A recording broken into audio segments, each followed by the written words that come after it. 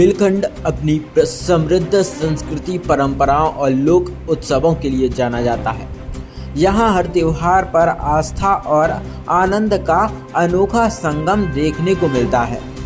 दिवाली के दूसरे दिन यानी परमा के अवसर पर सागर रिंझरिया गोवर्धन मंदिर पर यादव समाज द्वारा पारंपरिक दिवाली गीत गाते हुए प्रसिद्ध मोनिया नृत्य का आयोजन किया जाता है, जो पूरे बुंदेलखंड क्षेत्र में भक्ति और लोक संस्कृति का प्रतीक बन चुका है। यह नृत्य विशेष रूप से उन लोगों द्वारा किया जाता है जो पशुपालन से जुड़े होते हैं। दिवाली पर्व के दौरान यह परंपरा पूर्णिमा तक चलती है। वहीं मोनिया कहलाने वाले नर्तक मौन व्रत रखकर नृत्य करते हैं और एक ही दिन में 12 गांव की यात्रा करते हुए अपनी श्रद्धा और समर्पण का परिचय देते हैं। मोनिया नृत्य के पीछे एक प्राचीन कथा भी प्रचलित है। मान्यता है कि जब भगवान श्री कृष्ण गाय चराते हुए यमुना तट पर पहुंचे तो उनकी गाय खो गई। उन्हें ना पाकर भगवान मौन हो गए। तभी उनके सखा गायों को ढूंढ लाए और खुशी में नृत्य करने लगे। भगवान श्री कृष्ण भी उनके साथ झूम उठे और इसी घटना से मोनिया नृत्य की परंपरा की शुरुआत हुई। आज भी बुंदेलखंड में यह नृत्य भक्ति, प्रेम और लोक संस्कृति का प्रतीक बना हुआ है। मोनिया नृत्य के साथ साथ क्षेत्र में बरेदी नृत्य भी बड़े उत्साह के साथ किया जाता है, जो दिवाली पर्व के बाद बुंदेलखंड की सांस्कृतिक धरोहर को नई ऊर्जा प्रदान करता है। इसी क्रम में सागर कलेक्टर एवं स्थानीय विधायक ने राधा रानी गौशाला पहुंचकर गोवर्धन पूजा संपन्न की। इस अवसर पर उन्होंने प्रदेश और जिलेवासियों की खुशहाली की कामना की तथा उपस्थित श्रद्धालुओं के साथ पारंपरिक परिक्रमा की।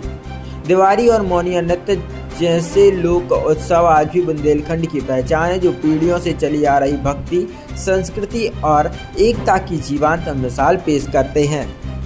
इसमें सीधे डायरेक्ट बिना किसी कोई के बीच में बिचौली है कि सीधे आप उनसे मांगें। और मैं तो अपना खुद जो है सन 92 में मैंने सोचा था, यहाँ मंदिर का जीर्णोद्धार चल रहा था, मूर्ति की स्थापना हुई थी, तब हमने सोचा था कि ये हमारे घर से मंदिर देखे, मूर्ति की देखे। तो मनोरमा जैसी पास कॉलोनी में हमारा मकान बना। अब मकान 2 मंजिल हो गया, ये थोड़ा सा झाड़ियाँ बढ़ गई, तो हमने सोचा हमारा मकान बढ़ जाए या फिर गुंबद बढ़ जाए ऊपर, तो कम से कम तो गुंबद भी बढ़ गई, मकान भी 2 मंजिल हो गया। तो हम तो ये कह रहे हैं कि सीधा सिद्ध क्षेत्र है ये, खुद हमने इससे लाभ पाया है और बहुत से लाभार्थी। ये मंदिर में जो ट्रस्ट बना हुआ है, जितने दुकानदार आते हैं, क्या उनसे कोई रसीद टैक्स वगैरह लेते हैं आप लोग? नहीं, ऐसा तो हमें नहीं अभी तक नॉलेज में है, लेकिन जो व्यवस्थाओं को जमाने में कुछ तो संसाधन लगता है, उसके लिए थोड़ा बहुत लेते होंगे, नहीं तो वैसे स्वेच्छा से जो लेते होंगे वो। यहाँ पर आज हम देख रहे हैं कि ये जो गोवर्धन का आज पूजा है और यहाँ पर जो है बड़ी संख्या में भीड़ उमड़ रही है। सुरक्षा के लिहाज से क्या इंतजाम आप लोगों के द्वारा किए गए हैं? मेरे द्वारा पर्याप्त इंतजाम किए गए। पुलिस को सूचना दी गई है, नगर निगम को सफाई, पानी, लाइट की व्यवस्था के लिए सूचना दी गई है। ये मेला कितने दिनों तक चलेगा? ये मेला 3 दिन तक चलता है। इसमें लगभग कितने श्रद्धालु आने की संभावना है इस बार? इसमें 20,000 तक आदमी आ जाते हैं। क्या कुछ विशेष अनुष्ठान पूजा यहाँ पर हो रही है और की जाएगी? भगवान जब से यहाँ विराजे हैं, प्राचीन काल में भी विराजे थे, लेकिन पर्याप्त अभी फिलहाल जो गोवर्धन गिरधारी यहाँ विराजे हैं, उसको लोग साक्षात रूप मान के यहाँ श्रद्धा पूर्वक उसका पूजन करते हैं। जी, इन मॉर्निंगों को लेकर जो परंपरा है कि जो मॉर्निंग एक बार मॉर्निंग पूरे परिक्रमा करते, तो कितने वर्ष उनको करना पड़ता है? 12 वर्ष तक करना पड़ता है। अच्छा, इसकी क्या प्रथा रहती है? ये प्रथा पारा जो के यहाँ से भी शुरू करते हैं, गैये के नीचे निकल के कान में फूंक के मौन बंद करते हैं, फिर 12 मेड़ नाचते हैं गांव की, फिर रिंझरिया पर आएंगे, रिंझरिया पे पूजा पाठ करके फिर अपने स्थान पे पहुँचेंगे जहाँ से शुरू किया है। वहाँ फिर गाय के बछड़े के नीचे से निकल के फिर कान में फूंक के फिर बोलेंगे। कोई समाज को लेकर बात रहता है कि कोई किस समाज के व्यक्ति मोनिया कर सकता है? मोनिया यहाँ हमने तो देखा पशुपालक सभी करते हैं, और इसमें विशेष है यादव जाति के। यादव है, लोधी है, कुर्मी है, काछी पटेल है, ये अधिकांश सब मोल चढ़ाते हैं।